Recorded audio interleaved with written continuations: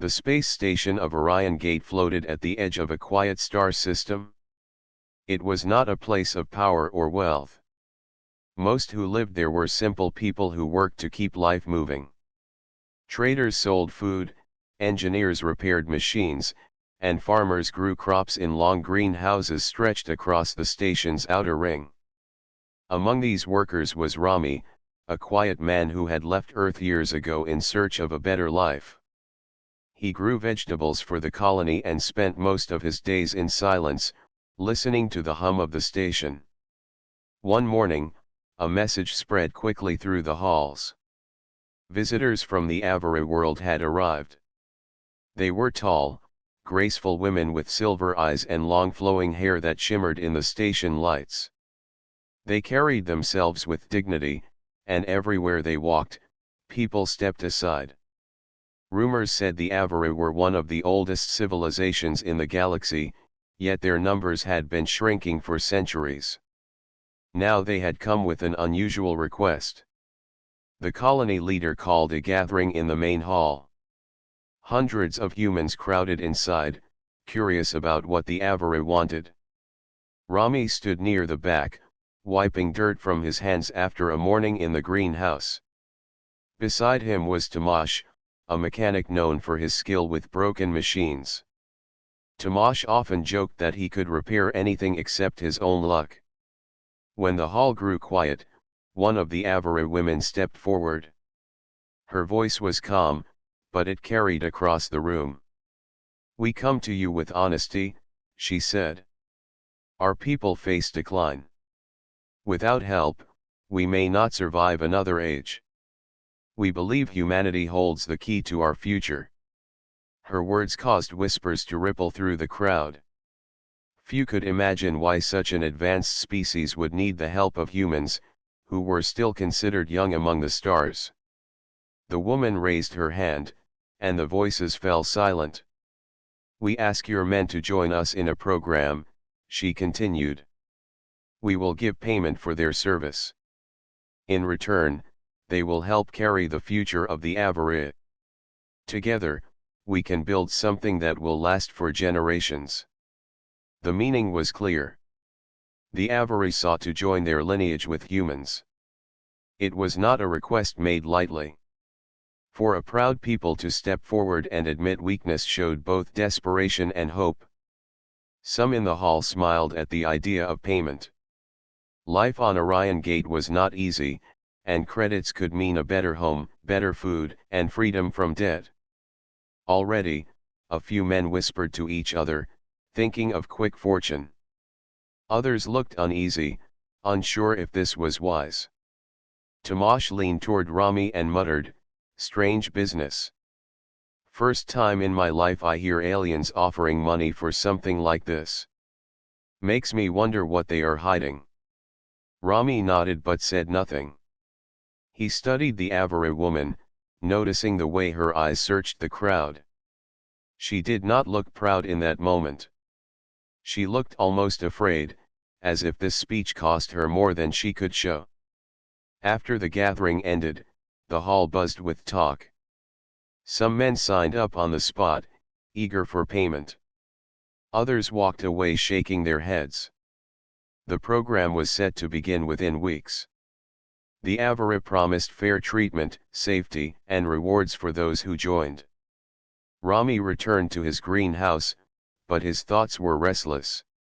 He remembered Earth and the endless problems that had pushed him away: wars, poverty, and leaders who cared little for the weak.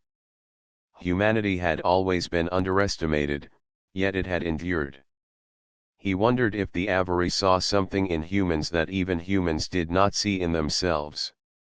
Later that evening, Tomasz visited him. "You are thinking about it, aren't you?" Tomasz asked while leaning against the greenhouse door. Rami wiped his hands again and shrugged. "It is not simple. Maybe they are honest, maybe not. But why us? Out of all the species in the stars, why ask humans?" Tomasz gave a short laugh. "Because we are cheap, maybe. Or maybe because they know something we don't. Either way, I don't trust it. But the credits are tempting. The two men sat in silence for a while, listening to the soft hum of the greenhouse fans. Outside the glass, the stars stretched across the black sky. They seemed close enough to touch, yet carried mysteries no one could count. For Rami, the offer was not just about money. He felt a weight in his chest, as if the choice to join or refuse would shape more than his own life. He thought of the children who might be born from this program. Would they belong to humans, or to the HFY, or to something entirely new? The next morning, the station's corridors were filled with HFY symbols showing the terms of the program. Payments were listed, medical care was promised, and the start date was clear. More men lined up at the registration hall, their eyes bright with hope or greed. The HFY stood tall and silent beside the tables, writing down names with calm hands. Rami walked past the line but did not stop. He felt that the story was larger than what was written on the papers. Something about the way the HFY spoke, something about the fear in their eyes, told him this was more than survival. It was the beginning of a change that no one yet understood. And in his heart, he knew he would not be able to stay away for long. Life on Orion Gate quickly changed after the HFY program began. In the main halls, posters carried the elegant symbols of the alien visitors, and their tall figures could be seen walking calmly through the markets and workstations. At first, humans treated them as honored guests, curious but cautious. Yet soon, many began to see them as employers who offered more money than the colony had ever seen. Men who had lived in small rooms with broken furniture suddenly had credit to buy clean clothes, better food, and larger quarters. They smiled as they walked through the station, holding their heads higher than before. Some laughed and said the HFY had saved them from endless poverty. Others whispered that the aliens were buying more than cooperation, they were buying control. Rami noticed all of it while working in his greenhouse. Tomasz visited often, carrying tools and grease stains on his hands, and together they spoke about the changes. "Look at them," Tomasz muttered one day, pointing at a group of young men signing their names on glowing HFY screens. "They don't ask questions. They don't wonder why. They only see the payment. Makes me nervous." Rami did not answer at once. He studied the HFY woman who guided the men with calm instructions. Her silver eyes never wavered, but her face carried the look of someone who had seen too much loss. Finally, Rami said, "They are not lying when they say they are desperate. You can see it in their eyes. But desperation can hide many secrets." The station's doctor, Lena, became involved when she was invited to help observe the program. She was young, focused, and trusted by most colonists. The HFY asked her to monitor the health of human volunteers and ensure their safety. At first, Lena was honored, but as she studied the data, she began to notice patterns that troubled her. One evening, she sat in her small office, reading the genetic reports. The HFY claimed that human biology was unique, but the numbers showed something deeper. Human cells adapted faster when combined with HFY traits, building stronger immunity and balance. It was as if humanity carried a hidden strength, something that resisted decay. She leaned back in her chair, staring at the ceiling. "Is this what they are after?" she whispered to herself. "Not just survival, but rebirth." Meanwhile, Tomasz grew more suspicious. One night, while repairing a power system near the docking bays, he overheard two HFY women speaking in their own language. Though he could not understand every word, he caught enough to know they were worried. The words galaxy and future repeated often. When their voices grew softer, he stepped closer, pretending to work, and heard one phrase in clear trade language: if the first generation succeeds, the others will follow. Our people will rise again. Tomasz froze. It was not only about survival. The Avara planned something larger. The next day, Tomasz told Rami what he had heard. They stood in the greenhouse, the warm lights shining down on green rows of plants. They want more than children, Tomasz said. They want power again. They think these children will lead the stars. That's why they pay so much. That's why they are here. Rami looked out through the glass window at the blackness of space. If it is true, then we are part of something far bigger than credits. But maybe not all of them agree. I saw fear in the leader's eyes when she spoke in the hall. Not pride. Fear. While men continued to join the program, whispers spread among the colony. Some asked if humans were being used as tools. Others argued that it did not matter if the Avara wanted help and were willing to pay, why should humans refuse? Lena, Rami, and Tomasz met one evening in the greenhouse, away from listening ears. Lena placed her tablet on the table, showing the glowing genetic reports. Look here, she said. The children will not be ordinary. They will carry resilience we do not even fully understand. Their strength could shape entire civilizations. This is not only about saving the Avara. It could change the galaxy itself. Tomasz shook his head. And we are letting it happen without knowing the cost. If these children rise, who will control them? The Avara? Us? Or will they belong to no one? Rami listened quietly. He felt the same unease, yet part of him wondered if this was not danger, but opportunity. Perhaps humanity's true place among the stars would be discovered through this union. That night, as he returned to his quarters, Rami passed the registration hall. More men stood in line, their faces eager and hopeful. The Avara woman recorded their names, her silver eyes steady but tired. For a moment, Rami stopped and watched her. He thought of her words in the great hall: honesty, survival, future.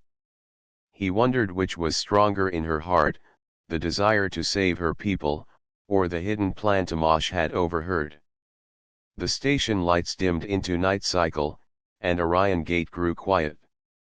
Yet inside the walls of that colony, choices were being made that would not only shape two species, but perhaps the fate of all who lived under the stars. Rami lay in bed, unable to sleep. He could almost hear the future breathing in the silence, waiting to be born. The days on Orion Gate became busier as the Avara program spread through the colony. At first, it was only a handful of men who joined, but soon the number grew. New quarters were built for the volunteers, and Avara doctors worked day and night, recording data and running tests. Credits flowed into the hands of many families, and for a short time, the colony looked brighter than ever before. Shops were filled, food markets thrived, and even the children laughed more loudly in the corridors. But beneath the surface, unease was rising. Rami noticed it during his daily walks through the greenhouse. He saw how quickly the volunteers changed. Some were cheerful and proud of their choice, while others grew quiet and distant, avoiding questions. When he asked Tomasz about it, the mechanic frowned. I hear stories, Tomasz said while repairing a broken pump. Some men are kept for longer hours than promised. Others return looking pale, as if they have given more than they expected. And the Avara never explain clearly what happens inside their medical rooms. Rami nodded slowly. And yet, no one stops them. The colony leaders are silent. Because the credits are too good, Tomasz replied bitterly. They see progress and wealth. They don't want to ask questions. Meanwhile, Lena continued her work as a doctor. She checked on the volunteers daily, recording their health. One evening, she invited Rami and Tomasz to her office. Her face was pale, and her hands shook as she held her tablet. "I need you both to see this," she said. On the screen were medical results. "These are the first signs from the program," she explained. "The children are not even born yet, but the genetic shifts are already stronger than expected. Look here: resistance to disease, sharper reflexes, faster cell repair. These are not ordinary traits. It is as if humanity is filling the gaps the Avara lost long ago." Tomasz crossed his arms. "So, it's true. They're not only asking for help. They're creating something new. Something that may not belong fully to them or to us." Lena nodded. "And if other species learn about this, they may see it as a threat." Her words proved correct sooner than expected. Within weeks, other alien traders passing through Orion Gate began to notice the unusual activity. Shipments of resources were redirected to Avara labs. Food, energy cells, and rare minerals disappeared from the markets. A group of traders confronted the colony council, demanding answers. "We know the Avara are taking more than their share," one merchant shouted during a public meeting. "They are building something in secret, and you humans help them while the rest of us starve." The council denied the accusation, but whispers spread quickly. The peaceful station was beginning to split into sides: those who trusted the Avara and those who feared them.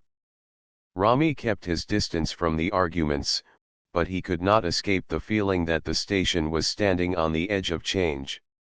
One evening, as he watered his plants, he saw an Avara woman walking slowly between the rows of green leaves. She looked tired, her silver eyes dim in the light. "You do not fear us, do you?" she asked softly. Rami hesitated before answering. "I do not know what to fear. I see hope in your people, but also secrets. You ask us to trust, yet you tell us little." The woman lowered her gaze. "If we told all, would you still help? Sometimes survival demands silence." Before Rami could reply, she left the greenhouse, her steps quiet but heavy with meaning. The next morning, Tomasz came running to Rami's quarters, his face tense. "Another transport vanished last night," he said. "They say it was carrying equipment for the Avara. Some think other alien groups took it.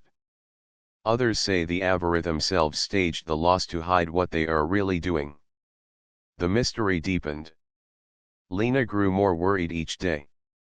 She noticed that some volunteers who completed the program returned restless and unsettled, speaking of strange dreams and a feeling of being watched. She shared her concerns with Rami and Tomasz. "This is no longer only science," she said. "Something deeper is happening, something that touches even the mind. If these children are born with such changes, what will they become? And who will guide them?" The three friends sat together in silence, each carrying their own thoughts. Outside the window, Orion Gate rotated slowly against the backdrop of endless stars. The station looked calm from the outside, but inside, suspicion grew stronger with every passing day. News of the program reached further into space. Other alien ships arrived, not for trade, but to observe. Their captains asked questions the council refused to answer. Some muttered that humans were foolish to trust the Avara. Others warned that if the program succeeded, the balance of the galaxy would never be the same again. Rami could feel the tension everywhere: in the hurried steps of the workers, in the watchful eyes of the Avara, in the guarded voices of the council. Something was building, unseen but powerful. That night, as he lay awake, Rami thought of the silver-eyed children yet to be born. Were they a blessing that would unite species, or a spark that would ignite conflict across the stars? The question stayed with him, echoing in the silence of his room.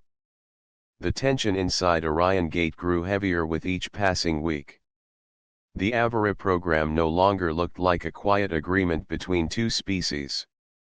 It had become something larger, something that touched every corner of the station. Men continued to volunteer, credits continued to flow, but behind the bright surface of wealth and progress, suspicion deepened. Rami felt it most in the silence of his greenhouse. Before, the greenhouse was a place of calm, filled with the soft sound of water pumps and the gentle hum of lights. Now, whenever he looked at the green rows of crops, his mind wandered to the Avara laboratories hidden in the lower levels of the station. He wondered what truths were locked inside. Tomasz, however, was never one to remain silent. His work as a mechanic took him near the docking bays and power cores, places where whispers of secrets often drifted through the air. One evening, while checking the circuits near the Avara transport docks, he heard voices speaking in the trade language. He paused, hiding behind a panel. The Avara leader, the same woman who had spoken during the first gathering, was in conversation with two others. Her voice was calm but sharp. "The council must not learn the full plan yet," she said. "They think this is about survival alone, but we aim for more. If these children succeed, they will be leaders, not only for our people but for the galaxy. With them, the Avara can stand as we once did." One of the others hesitated. "And the humans? Do they not deserve to know the truth?" "They will know when it is time," the leader replied firmly.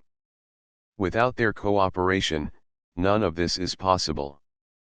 But if they see too far ahead, fear will destroy everything before it begins." Tomasz clenched his fists. The hidden agenda was now clear. The Avara were not only trying to survive, they were preparing for power, shaping a future where their children, half human and half Avara, would rule. That night, Tomasz hurried to Rami's quarters. His face carried the look of someone who had seen too much. "They are planning for control," Tomasz said quickly. "They speak of leadership, of ruling again. This is not just about saving their species. They want to rise above the rest of us." Rami listened, silent for a long time. At last, he said, "Not all of them agree. I have spoken to one who carries fear in her eyes, not ambition. Perhaps there is division among them." Soon after, Lena joined their discussion. She brought with her another set of reports. "The children are not only stronger," she explained, pointing to glowing numbers on her tablet. "They are showing signs of faster learning, sharper awareness, even before birth. If this continues, they could grow into something the galaxy has never seen. Imagine leaders who are both human and Avara, with abilities beyond either species alone." Tomasz shook his head. "That is exactly what frightens me. Who will guide them? Who will claim them? If the Avara plan to use them for power, then humans may lose more than they gain." Lena looked down. "But the children themselves are innocent. They did not choose this. It is not their fault." The three friends sat in silence. None of them wished harm to the unborn children, yet they could not ignore the danger of the plan behind them. Meanwhile, small cracks appeared among the Avara themselves. Some of the alien women began speaking softly to humans in the corridors, offering words of comfort and respect. They treated the volunteers not as tools but as partners. One even approached Lena after a medical session. "You must believe," the Avara woman said quietly, "not all of us follow the Council's vision. Some of us only wish for peace, for a shared future. but voices of caution are weak against voices of ambition. Her words stayed with Lena, giving her both hope and fear. If the Avari were divided, the future could fall either toward unity or toward conflict. In the days that followed, rumors spread across Orion Gate. Some claimed the Avari were building a secret fleet, others that they were training a hidden army. Fear began to twist the thoughts of ordinary colonists. Families who once welcomed the program now avoided speaking of it. Traders from other worlds muttered that humans were blind to danger. Rami walked through the crowded markets and saw worry in every face. The station was no longer the calm, simple place it once had been. It had become a waiting ground for something larger than itself. One evening, as the stars outside burned cold and silent, Rami stood in the greenhouse, staring out at the endless night. Tomasz and Lena stood beside him. "We are part of something we do not control," Rami said quietly. "The Avari have plans, but we have choices. We can stay silent, or we can act. If we remain blind, the galaxy may change without us." Tomasz clenched his hands. "Then we cannot stay silent any longer." The three exchanged a look, a silent promise. They knew the truth could not remain hidden forever. If the Avari sought to shape the future, then humanity had to decide what role it would play: partner, servant, or rival. And in that moment, Rami felt the weight of destiny pressing down on his shoulders. The hidden agenda was no longer hidden, at least not to them. What they chose to do next would matter not only for Orion Gate but for the fate of two peoples and perhaps the galaxy itself. The day of the first birth arrived quietly, yet the entire station seemed to hold its breath.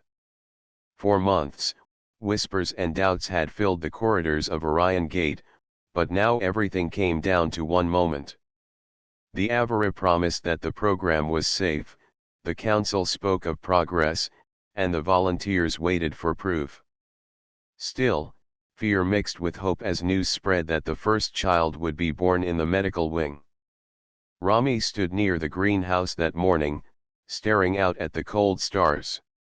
Tomasz joined him, wiping oil from his hands after another long shift. "They say the child will be born today," Tomasz muttered. "Half Avari, half human. I don't know what to expect, but I know the council will celebrate no matter what happens." Rami gave a slow nod. "And the rest of the station will be watching. This is no longer only about one family. It is about the future of two peoples." Later, Lena sent a message asking them to meet her outside the medical wing. When they arrived, they found the corridors crowded with curious colonists. The Avari guards stood tall, their silver eyes steady, keeping order as the whispers grew louder. Inside, Lena worked with both human and Avari doctors. She was not part of the delivery itself, but she had been asked to monitor the health of the newborn. Her hands trembled slightly as she prepared her instruments. She knew this was no ordinary birth. Whatever child entered the world today would carry the weight of history. Hours passed before the sound came. A cry filled the medical wing, soft at first, then strong. People outside fell silent, straining to hear. When the door finally opened, an Avari doctor stepped out, holding a small child wrapped in silver cloth. Gasps filled the corridor. The child looked mostly Avari, with pale skin and delicate features, but the eyes were unmistakable. They were not the calm silver of the Avari, but a deep, clear brown, the eyes of a human. Those eyes looked around the room with a sharpness that seemed too strong for a newborn. Rami felt his chest tighten. Tomasz muttered under his breath, "That's no ordinary child." Lena stepped forward, studying the infant closely. She spoke in a voice that trembled with awe. "The child is healthy, stronger than expected. But there is something else." Look at the way he watches us. He sees more than most newborns ever could. The Avara leader entered the corridor, her presence commanding silence. She lifted her chin proudly and declared, "This is the future we spoke of. Proof that together, our peoples can create life stronger than before. Proof that our survival is possible." The crowd erupted into mixed voices. Some cheered, moved by the sight of new life. Others whispered in fear, wondering what such children might become. A trader from another world muttered that humans were playing with forces they did not understand. That night, the station could not rest. Conversations filled every corner: markets, homes, and workstations. Some saw the birth as hope, others as danger. But none could ignore it. Rami, Tomasz, and Lena met in the greenhouse after the news spread. The soft lights glowed against the plants, but the air carried tension. "I was there," Lena said, her voice low. "The child is more than healthy. His reactions are faster, his senses sharper. I do not know how to explain it, but it is as if he already feels the world around him in a deeper way." Tomasz leaned against the wall. "And what happens when he grows? When dozens of them grow? The Avara plan is becoming real, and we are the ones who gave it power." Rami placed a hand on the table, his face calm but thoughtful. "We cannot blame the child for what is happening. He did not choose to be born this way. But he may carry more responsibility than any of us can imagine." While the three friends spoke in quiet voices, the rest of the station stirred with unrest. That very evening, alarms echoed through Orion Gate. A small explosion shook the docking bay. No one was harmed, but it was clear a rival alien group had tried to sabotage the station. "They fear what the child represents," Lena said after hearing the report. "The galaxy is already reacting. If one child can cause this, what will happen when there are many?" The council held an emergency meeting. The Avara leader stood before them, holding the newborn in her arms. She promised that the children would be raised with care and wisdom. She declared that they would not be weapons but bridges between species. Her voice carried strength, but her eyes revealed the same fear Rami had noticed long ago. Outside the council chamber, humans argued among themselves. Some demanded the program continue, saying it would bring power and safety. Others warned that they were walking into danger, creating beings who might outgrow them all. Rami walked home through the crowded corridors, his mind heavy. He could still hear the cry of the newborn, a sound that was both fragile and strong. For him, it was not the cry of danger or control. It was the cry of life itself, demanding to be heard. That night, as Orion Gate rotated slowly under the stars, every person on the station knew they were living at the edge of history. The first birth had come, and nothing would ever be the same again. The birth of the first human, Avara child spread far beyond Orion Gate. Within days, messages crossed trade routes and reached distant star systems. The news was carried by merchants, travelers, and hidden spies. Soon, every corner of the galaxy was speaking of the silver-eyed children who carried human strength in their blood. At first, there was silence. Then came the fear. A coalition of alien groups sent ships toward Orion Gate. They did not arrive with open fire, but their presence was heavy. Their vessels blocked trade lanes, and their leaders demanded answers. They claimed the Avara were creating a new army, using humans to regain power they had lost long ago. Inside the station, tension grew worse. Crowds argued in the markets, some shouting that humans must protect the children, others warning that they should stop the program before war began. The once quiet colony now felt like a cage filled with voices that would not rest. Rami stood at the greenhouse window, staring at the lights of the alien ships outside. They hung in space like watchful eyes. Tomash entered, his boots heavy against the floor. "They are not here for peace," Tomash said. "They wait for a reason to act. One spark, and the station will be caught in fire." Rami turned slowly. "And what about us? Do we stay silent while they threaten our home? Do we let them decide the future of children who are not even grown?" Tomash clenched his jaw. "I am a mechanic, not a soldier. But if it comes to it, I will not watch our people bow." At the same time, Lena worked day and night in the medical wing. The first child grew stronger each day, and others were on the way. She saw in their faces something both human and alien, a reminder that hope could live in unity. Yet she also heard the angry voices outside the walls and knew the galaxy was preparing for conflict. The council finally called for a meeting with the leaders of the alien fleet. The Avarice stood tall in the chamber, their silver eyes glowing with calm determination. The alien envoys accused them of building a weapon. "You do not seek survival," one envoy declared. "You seek dominance. These children will not be bridges. They will be rulers." The Avara leader raised her hand. "You see only fear. We see life. The children are not soldiers. They are hope for a future where strength is shared, not stolen." But the envoys did not believe. They demanded the program be stopped, or they would act. Rami and Tomash were not part of the council, yet they stood in the crowd outside, listening. Tomash whispered, "They will never agree. The others are too afraid." He was right. The meeting ended with no peace. The alien fleet tightened its blockade, cutting Orion Gate from many trade routes. Supplies began to run low. Families worried, and anger spread through the colony. That night, sabotage struck again.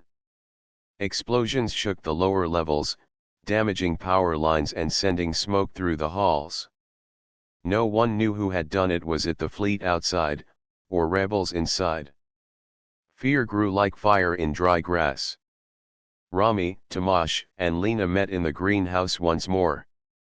The plants glowed softly under the lights, but the air felt heavy. "The children are innocent," Lena said firmly. "If war comes, they must not be blamed. They must be protected." Tomash frowned. "But how? We have no fleet, no army. We are a colony of workers and farmers. Against ships like those, we are nothing." Rami placed a hand on the table. "Not nothing. We have courage. We have truth. That is more powerful than fear. If we stand together, we can show them humanity is not weak. We are not tools, and neither are the children."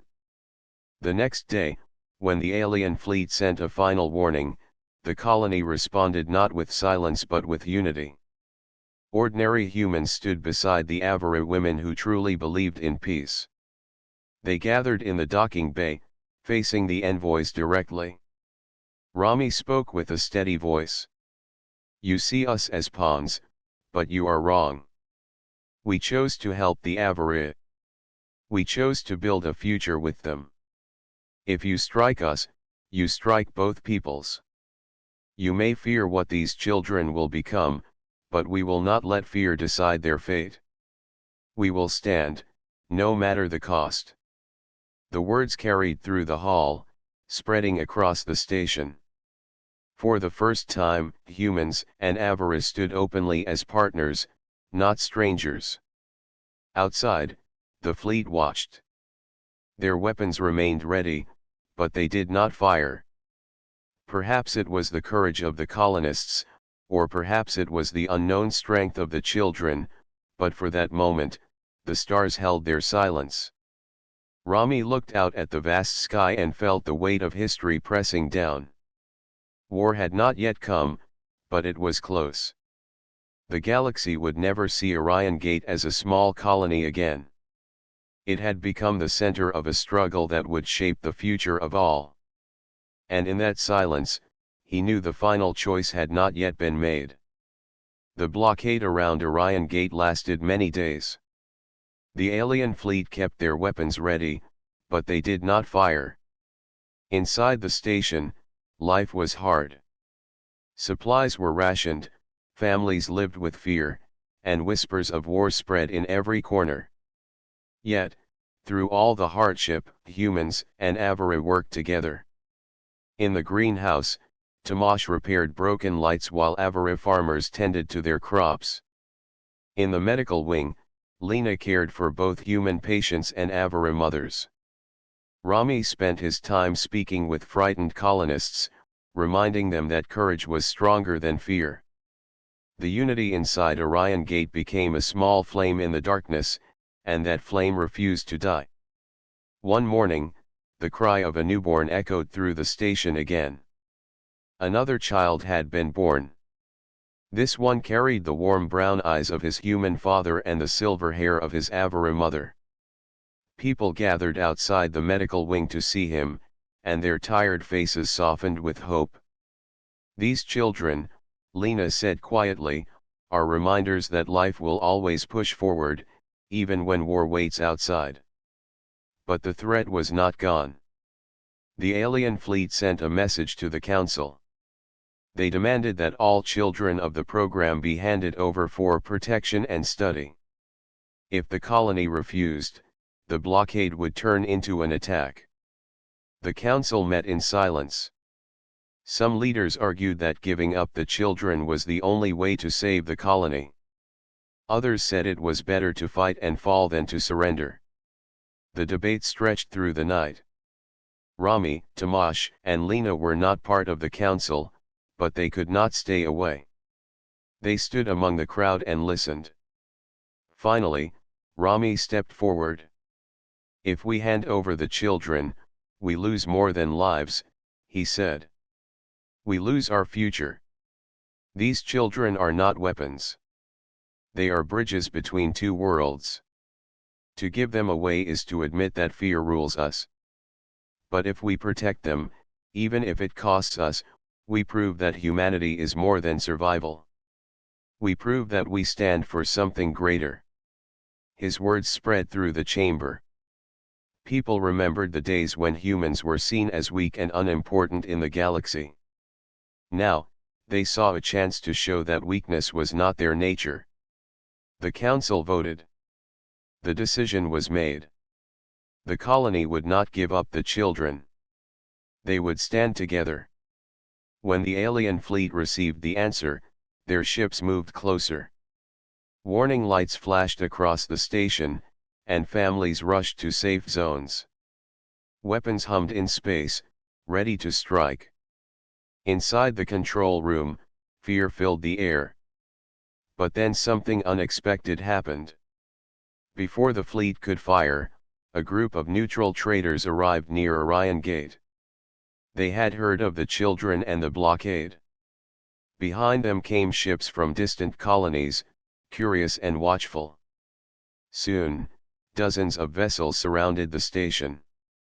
They were not soldiers, but they carried eyes from every part of the galaxy. The alien fleet hesitated. If they attacked now, their actions would be seen by all. The story would not remain hidden. Their fear of the children was strong, but their fear of losing honor was stronger. Slowly, their ships began to retreat. One by one, they pulled back from the blockade, leaving the station free. Inside Orion Gate, relief spread like fresh air after a storm. Families cheered, children laughed, and the council breathed deeply for the first time in weeks. The colony had survived without surrendering. That night, the humans and Avara gathered in the main hall. Music played, voices rose in song, and food was shared between species. Rami stood at the edge of the crowd, watching the children crawl and laugh on the floor, unaware of the danger they had already overcome. Tomasz joined him, smiling faintly. "We are still only one station," he said, "but it feels like the whole galaxy has seen us now." Rami nodded. "They have. And they will not forget." Nearby, Lena cradled the newborn child, her eyes bright with hope. She whispered, "Every beginning is fragile. But from fragile things, strong roots grow."